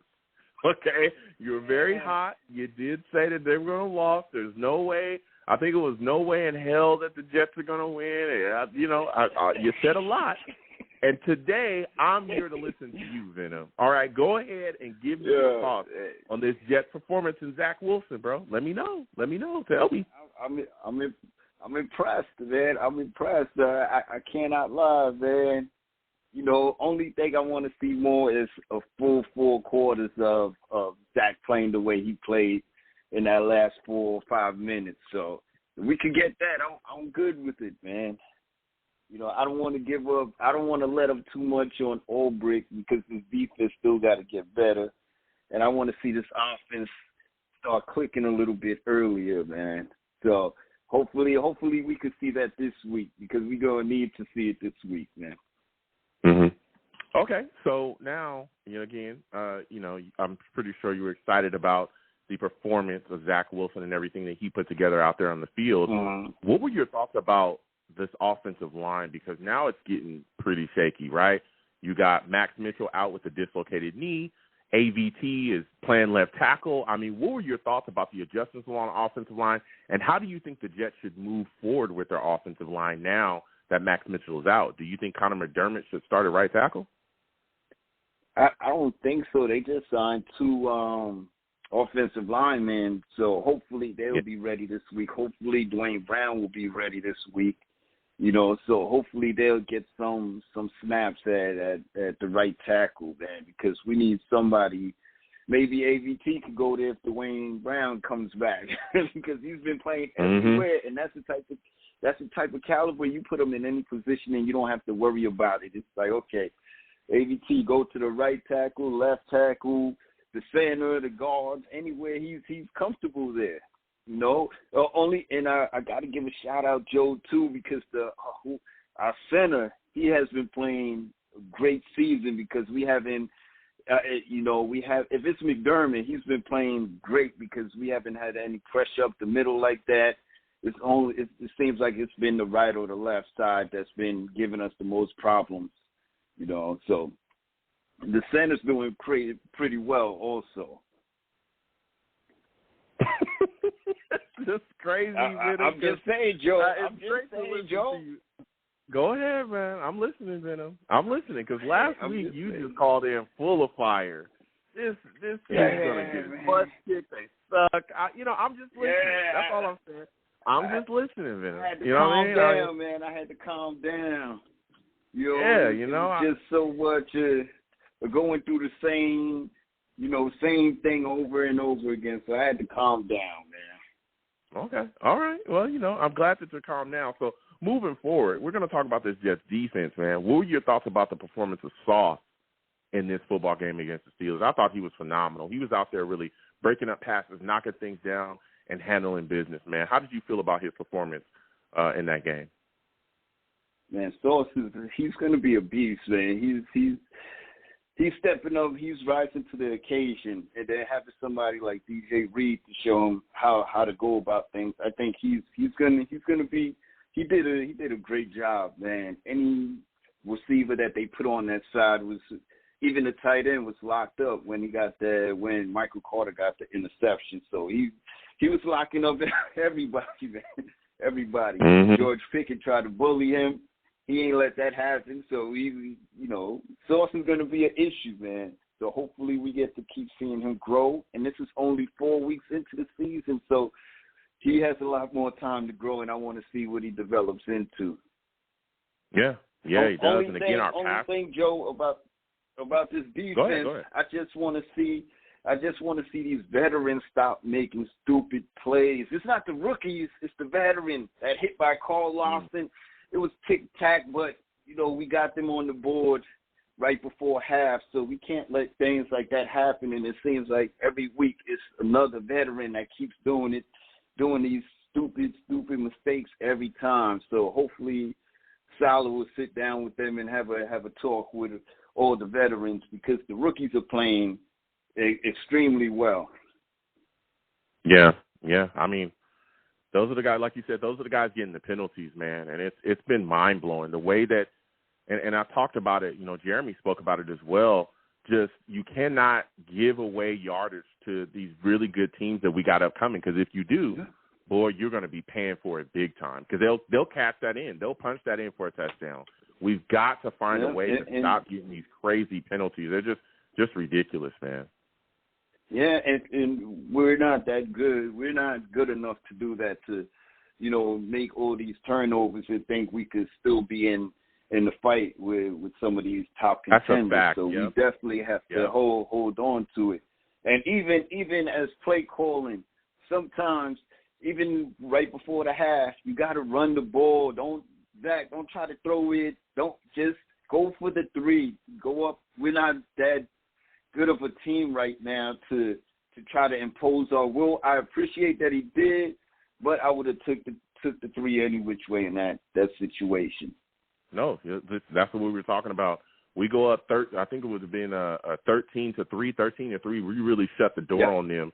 But we were able to bounce back. So I'm thankful for that. But we just got to clean things up going forward. It wasn't the most beautiful win, but it was gutsy, showed moxie, and got it done. Now, my final question before I let you go, Venom, because I want to talk to you about this Jets-Dolphins game we got coming up. This Jets-Dolphins team, or this Jets-Dolphins matchup, this Dolphins, they have pass rush, man. They got some guys that can get after it, okay? They got some guys. Like, I know they have Raekwon Davis. They've got, they got Baker. Like, they've got Ingram. They've got some guys that can get after it. What are your thoughts? How do you think the New York Jets will protect Zach Wilson in this game? Because the Steelers were getting after Zach, but he was able to kind of get the ball out and, just throw it away. Yeah. What do you think the Jets should do, man? Do you think we'll see our tight ends come in and help, or how do you think they're going to protect that? They're going to have to keep the tight ends in. I heard people say we're a lot more talented than Miami. You got to hit that button and say you smoking crack, man. What are you smoking, man? because this team, Miami, is built. Hold on, Venom. Listen, you asked for it. You're smoking crack. Stop. Go ahead. This Miami team is built different, man. What they did was spend money everywhere. They got Brian Jones, and they have the safety in the back that locks down everything. They got 2 good corners on the edges. Man, you got Baker coming down the middle in the linebacker. It's talent everywhere on that Miami squad. So, we don't have that yet. We're still developing that talent and putting it all together. We don't? We're still building our chemistry. You don't think we have talent at, multiple spots on this football team? Joe, I said we have talent, but we're still building a relationship together. Miami started this thing off running from day one where they could come jump out the window on you. We haven't even seen our potential of our defensive line yet. We haven't saw Carl Lawson start getting busy. We didn't see JJ start getting busy. We still just see sputters from Quentin. We just see a little bit from Quentin, but we don't see them dominate the way other teams dominate. So there's things, and even this Miami offense, our offense don't get busy the way they get busy. This is going to be tough. It's going to be tough for us to handle that speed that's over there, because you got to pick your poison in this game. It's either you're pushing everybody back in cover 4, or you're letting, if you go after Gesicki with the safeties, you're letting Tyreek go over, or Waddle go over the top. And only thing that we have is that we got Bridgewater that can't throw that deep to get to them. So we're gonna have to pick our poison. Like you said, Gesicki kills us, and now you just, with those 2 speed burners, you're gonna have to pick your poison. You can't have 2 over the top, because. All right. Go ahead.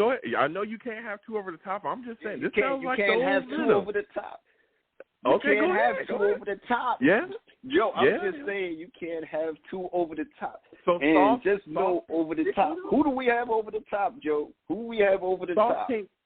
You don't think that Sauce?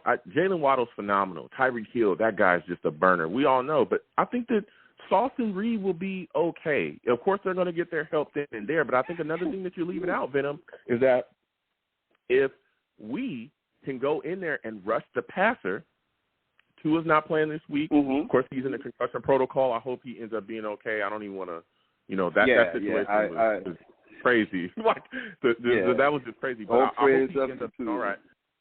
But my goodness, our pass rusher, if it can come in and have some effect, they're not going to have all day to just throw the ball out there. You know what I mean? Now, I'm a little bit worried about their running game as well. I'm a little bit worried about their running game, because they can't run the football. Mozart, Edmonds, they got some guys that can move. But, we can cover a little bit here, Venom. We can cover a little bit. And I know there's a lot of people talk about the safeties and the play there, but guess what? The communication issues was the biggest issue, and we saw that.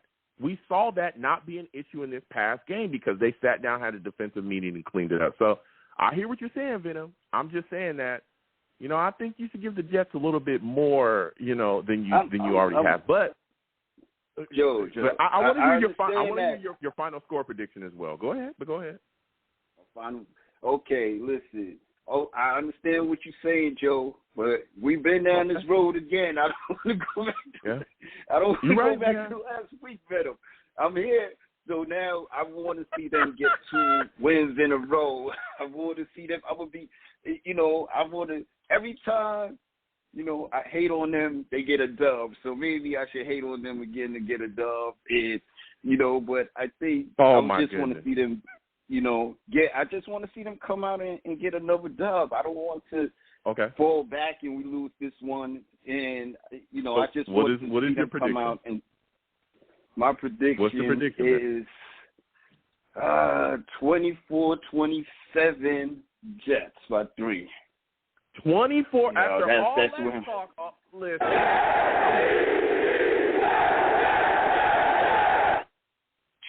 Joe, pay attention, the only thing I know, Venom hit the only thing I know, Joe, is this team is competitive People don't run on them. They're feisty. They're scrappy. We're people be saying 14 points is a blowout nowadays. So if we're getting beat by 14 and that's considered a blowout, I think the Jets are going to hold their own in this one. And if Zach keeps getting his moxie up, we're going to be fine, man. Okay. And it's week 5, man. It's week 5. Yeah. We got more time to build and grow, so it's only week 5. We'll be all right. Listen, Venom, I want to thank you for calling. I got to slide off. 860 will come to you next. Venom, I want to thank you for calling in. Next time I have a show, I want to hear from you. All right, Venom? Definitely, bro. Have a good one. All right, you have a good one. Listen, Venom called in with some takes, okay? I understand. Things have been up and down, but, we're finding our way out here. We got Zach Wilson back, and he's playing well, all right? He's playing all right. So, again, lines are open, 515-602-9639. 515-602-9639 is the number. Call in. We're taking all callers. Again, when you call in, please make sure your background is clear, okay? All right? Make sure your background's clear. I know I have new callers. I want to make sure you're good to go. I want to be able to hear you, okay? You don't call us from a Sesame Street phone. I want to be able to hear you. Take me off a speaker. You got me on speaker. Stop doing that, okay? I want to be able to hear you, all right? So, again, 515-602-9639. 515-602-9639 is the number. Call in. We're taking all callers. Again, wherever you're watching me from, please give the stream a thumbs up. Share the stream as well across your social media with your friends and your family. Subscribe if you have not subscribed, and hit that notification bell so when I post content, you folks will be in the know. If you want to give to the stream, the super chat is there. The Cash App is also at the bottom of the screen. Anything you give to the platform is greatly appreciated. So next, we're going to 860. 860. We're coming directly to you. You're looking like a new caller. Give me your name, where you're from. Give me your thoughts about this Jets game against the Steelers. How are you feeling after watching Zach Wilson come back and really put in a solid game here and get a good big Jets win on the comeback? Hey, what's going on, man? So they call me June the GM. I'm born and raised in the Bronx, New York. New York. I live in Connecticut right now. And I've been a Jets fan for over 40 years. I've been riding for 40 years plus.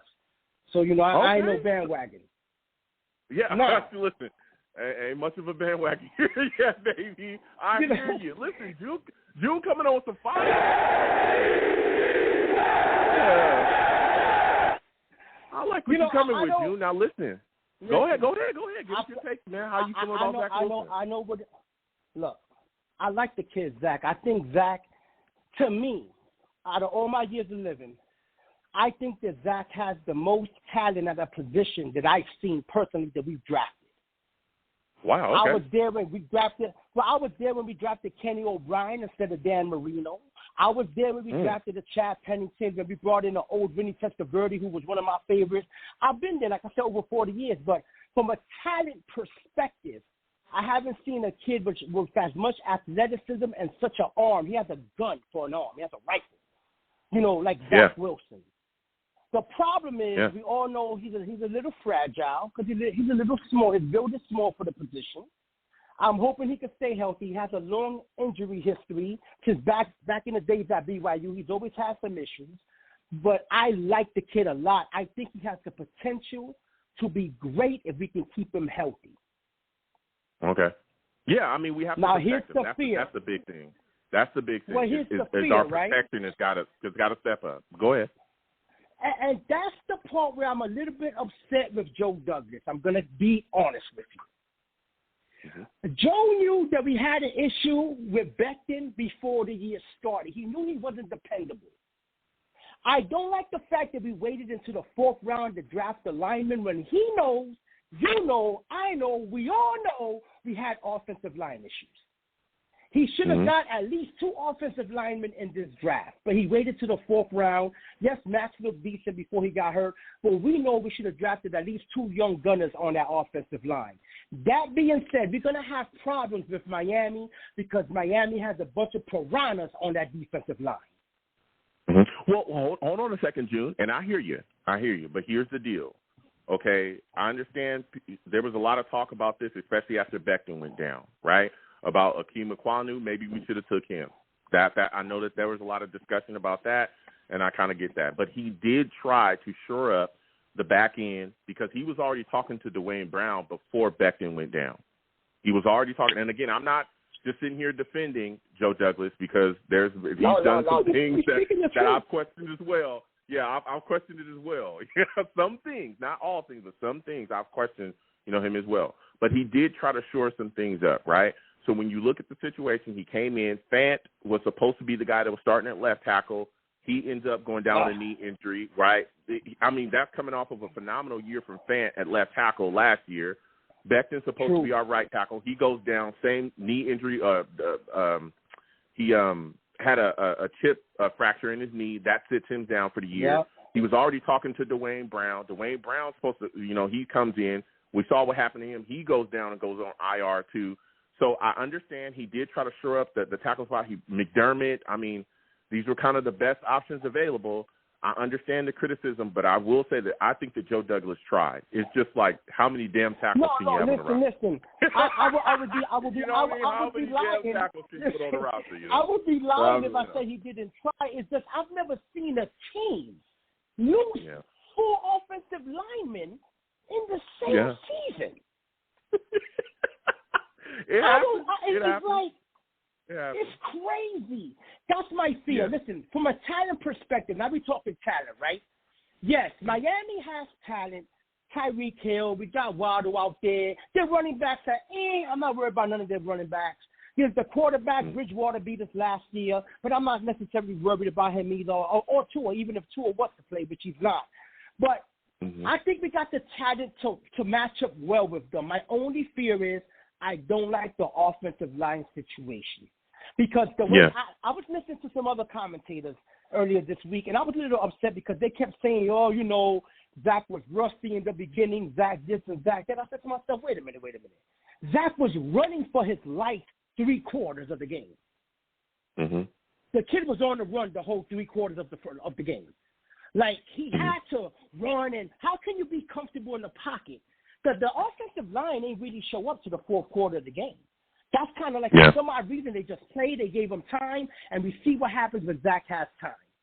So to me, I'm not too worried about the offense of Miami. My thing is this. If we're not going to block for Zach, we're in trouble. Yeah.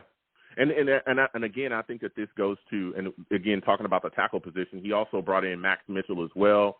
And Max, before he went down, was playing extremely well, too. We all know that as well. But now he's dealing with that dislocated knee.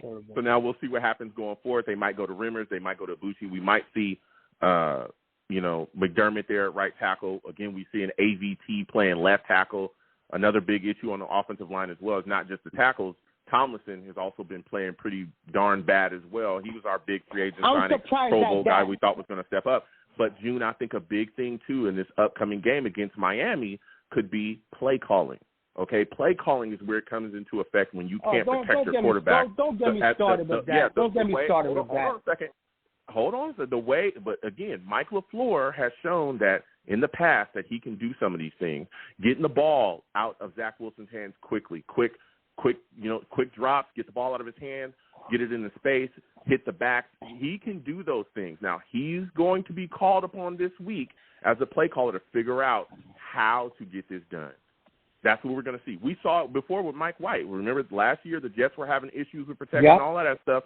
Zach Wilson went down because of those issues with the PCL. Mike White came in and was dialing things up with the same line. All right, it was because, hey, you know what worries me? Let me ask you something, Joe. Hold on a second, June. This might be, again, this is going to be the game where we're going to see what Mike LaFleur has, what he can draw up, how quickly he can get the ball out of Zach Wilson's hands, and what kind of scheme he can draw up to really thwart, again, the offensive line issues in the pass rush of the Dolphins. Go ahead. I'll give you the final word before I let you go. I agree with you. This is my fear with our offensive coordinator, and I agree. It's these type of things that make me question where's his mind at. Remember right before halftime, we were looking good. All we needed was maybe another 5-10 yards to give our kicker a chance at the field goal. Zach throws that questionable pass into a group of people just hanging out, right? Yeah. I say to myself, why didn't he call timeout and tell Zach, hey, Zach, we don't need to force nothing here. Quick little 5-7 yard pass, get the ball out your hand. Let's give our field goal kicker a shot. That's what I say to myself. Sometimes you trust Zach a little bit too much. I want him to take charge and speak to Zach. He's still a young kid. Hey, Zach, don't force the ball. Get this little bit of yardage. Let's get this field goal, because that changes the dynamic of the game. And it's going to be those type of calls, like you said. He's going to have to call one hell of a game to beat and slow down Miami's defensive line. But I'm going to give you my score prediction. I'm going to give you my go ahead, man. Go ahead. Before you let me go, and I love your show, by the way. I'm new to it. I'm going to be tuning in all the time. I got the Jets 31-27. Ooh, hold on, June.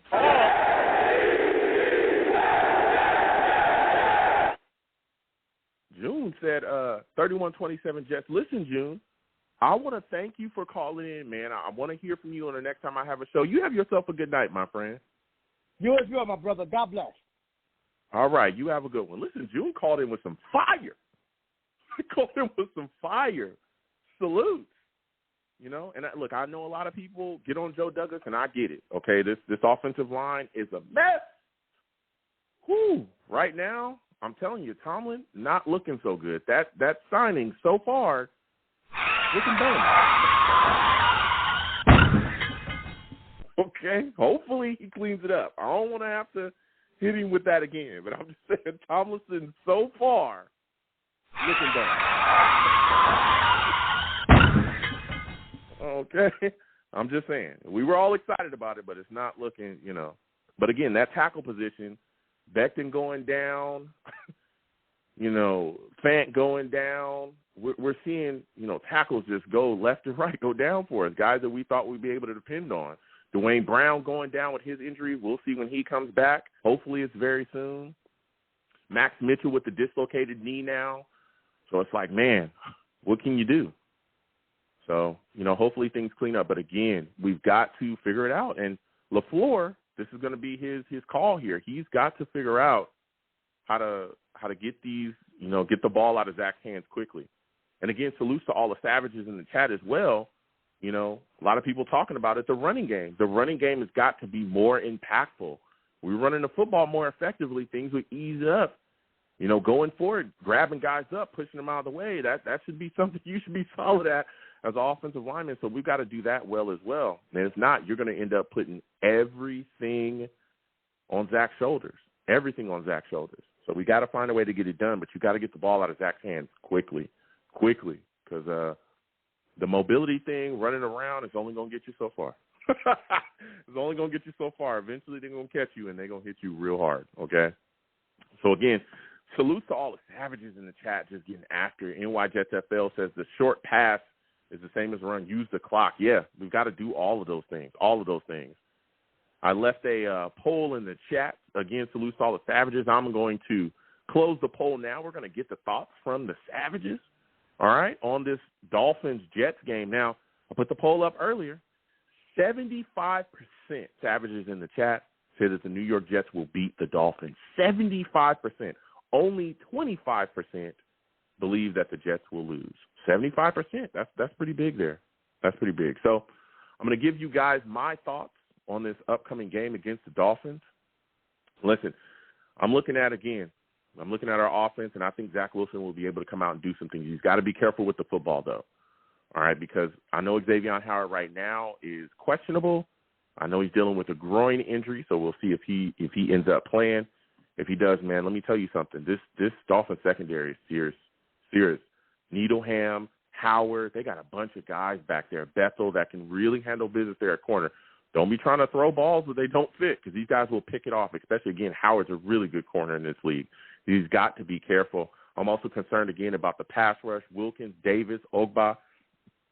Emmanuel Ogba has been a very solid defensive lineman in this league for years. Roberts, again, Baker, that kid's showing up and showing out.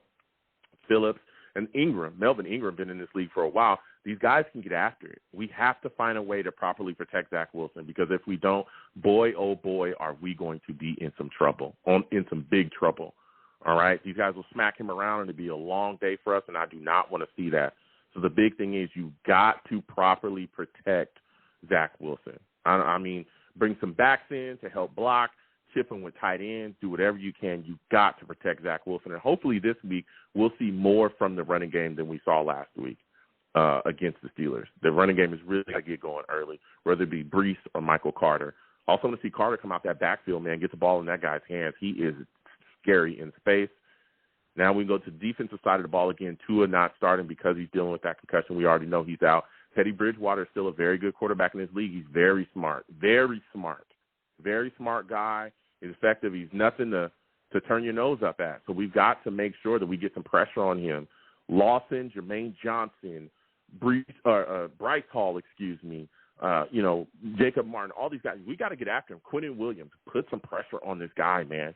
Smack him around because let me tell you something. Tyreek Hill, Waddle, you give those guys time to just roam around in your secondary while, Teddy Bridgewater, again, he's not, Lamar Jackson fast, but he can extend some plays with his feet as well. We saw this just like with Jacoby, we saw it with him as well where he's not the greatest runner in the world, but we saw him extend some plays. Teddy Bridgewater can do that as well. You get him moving, Waddle and Hill, you don't want to lose those guys. Waddle and Hill, I think, is going to be the big issue offensively for us. We got to find a way to get those guys covered. Sauce and Reed will definitely be tested in this football game. We also got to look out for Gesicki, man. Every year we talk about this guy. Every year we talk about Gesicki, cooking us, and we see it. So we got to find a way to get him covered as well. So with all that said, I'm going to take the New York Jets to win this football game, and I'm going to take the Jets 21-24.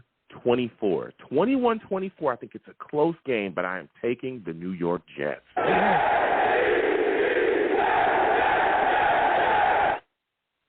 Man, this is going to be a heck of a game. Listen, I'm going to go ahead and close out the show. Salutes to everybody that called in, everybody that watched. It was phenomenal. Listen, I'm the man of the people. I'm here for the people. Let me shamelessly promote my Facebook page. Everyone go on Facebook. Search The Long Beach Joe Show. Like that page. My content's up there. Go ahead and give it a listen. Message me. I'll message you right back. I love going back and forth with folks about this football team. Also, leave me some feedback. I love hearing about what you folks think I do here on The Long Beach Joe Show. Okay? Your boy's also on Twitter as well. Go on over to Twitter. Okay? Type in @The Long Beach Joe, @The Long Beach Joe. You can also hit my personal page @YoungJ000. Again, @YoungJ000. Follow me. I'll follow you right back. You want to troll me? No issues. I'm the troll that lives under the bridge, and I will have my Vera Tucker jersey on at all times. At all times. Okay? I'm just saying.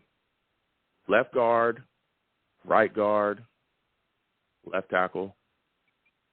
Who knows? Maybe he moves to right tackle at some point, right?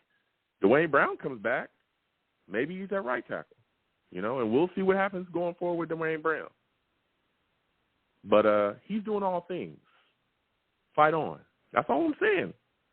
All I'm saying is that you see what USC produces. That's all I'm saying. Fight on. That's all I'm saying. I'm not saying much, but I'm just saying that. So, yeah. Go ahead and troll me. I'll troll you right back. I'm also on YouTube as well. Going over to YouTube, search Long Beach Joe Jets. Long Beach Joe Jets on YouTube. Okay, hit that subscription button, subscribe, hit that notification bell so when I post content, you folks will be in the know. All right? And if you want to troll me, go ahead and hit those comments, and I'll troll you right back. And as always, folks, when you see me in person, because you will see me in person, okay, it is arms out, chest open, free hugs for everyone, okay? Free hugs for everyone. The hugs will cost you absolutely nothing, okay? Whoever tells you that the hugs aren't free, they're lying to you. The hugs will cost you absolutely nothing. Without you people, okay, I'm nothing. I want to thank you. Take the time out of your day to call in, listen, and comment on the show. You folks are the absolute best. So with all that said, I want to thank you folks for listening. You folks have a good one. Peace.